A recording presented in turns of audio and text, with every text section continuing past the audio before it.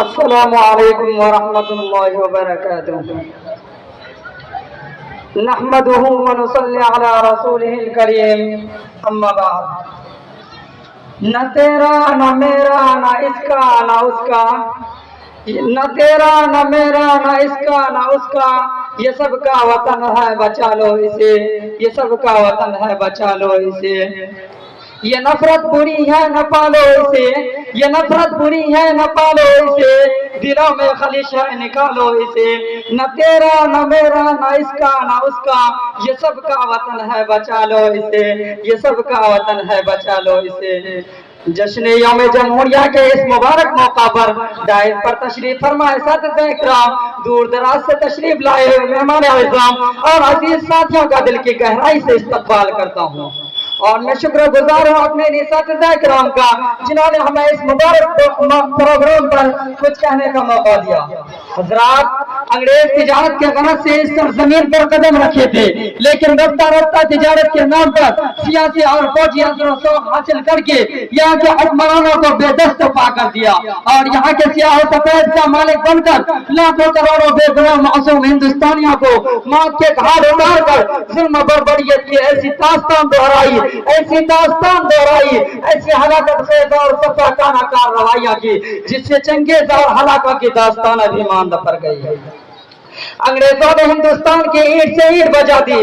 ہر جگہ قتل و غارت گیری کا بازار گرم ہو گیا، ہر جگہ سناٹا ہی سناٹا، خاموشی خاموشی کی فضا نظر آ رہی تھی، اور ایسا محسوس ہو رہا تھا کہ اب بھارت کا ستارہ کبھی مطلع خورشید سے نمودار نہیں ہوگا، ہمیشہ ہمیش کے لیے غروب ہو جائے گا۔ لیکن اس دھرتی کے خالق و مالک کا یہ دستور رہا ہے کہ ظلم کی ٹہنی کبھی پھلتی نہیں،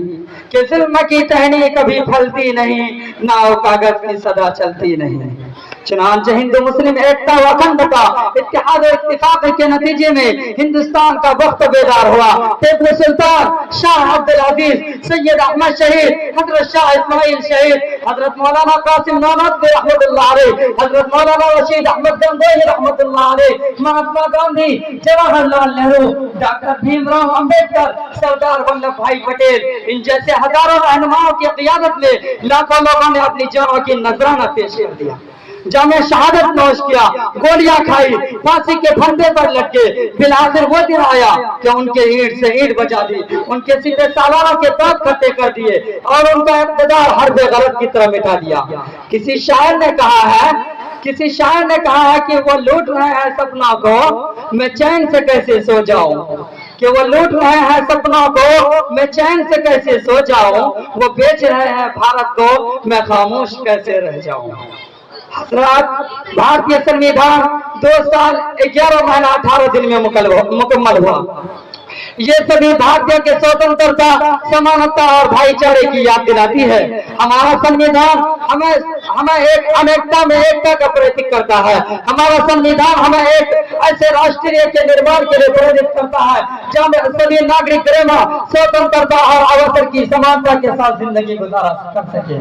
معزز سامعین کرام، آزادی سے پہلے ہمارا دستور و آئین نہیں تھا، اب تک انگریزوں کا بنایا قانون سے چل رہا تھا، لیکن اب ضرورت تھی ایک ایسا دستور و آئین کی جو بھارت کی تعمیر و ترقی کی راہ میں سنگ میل ثابت ہو، جو ہر قدم پر ساتھ دے سکے، اور ہمارا